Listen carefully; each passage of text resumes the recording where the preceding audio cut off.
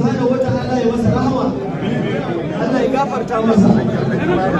A madadin gafatan nan al'ummar ƙaramar kuma birnin Kano da kewaye wanda muka yi imani da shugabanni na gaske masu mutunci, muka zo wannan gida na masu mutunci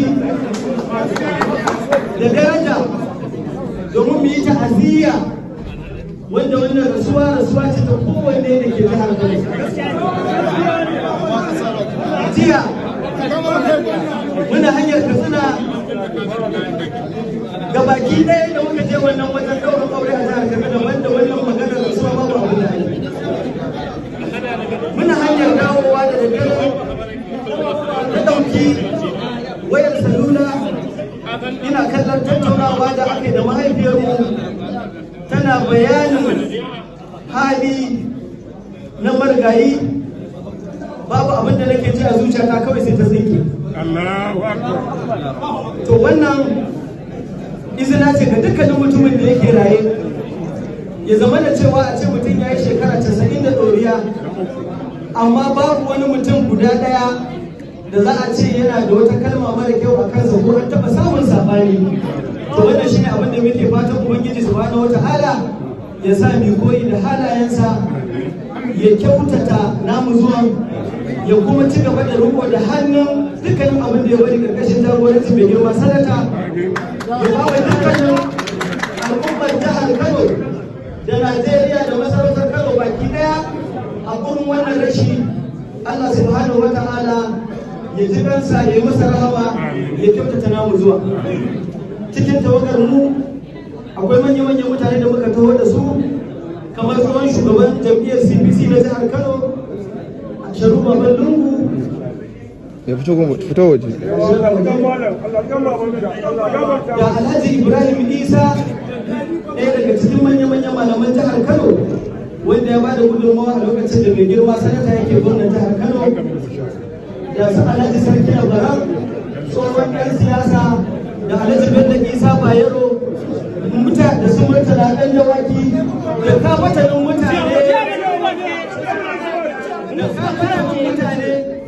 daga lokacin da aka samu labarin za mu zo yan awanni kaɗan ne, amma wurin da za mu tuzo za a can muka zo kamar mutane sun fi 2000 wanda muka zo saboda ƙaunar mu da wannan gida da kuma yadda da muka yi da abubuwa da ake kwatantawa na cigaban al'umma.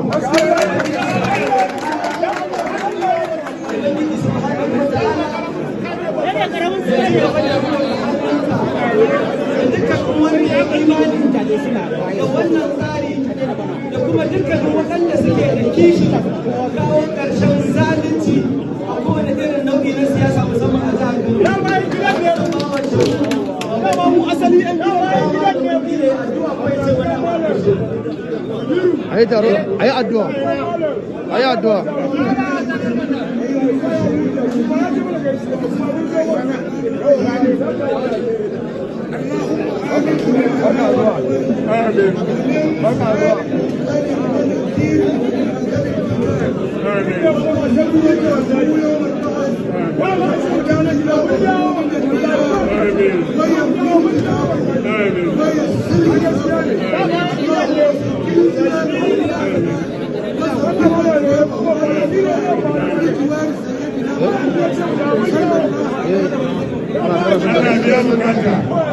Jama'a Allah ya biya bukata a saurari shugaba.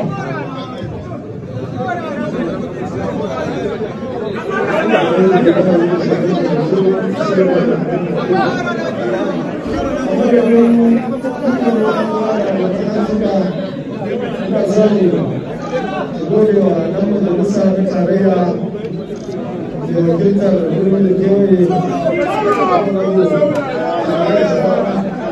ina addu'a da lafiya Allah ya yi da gida lafiya.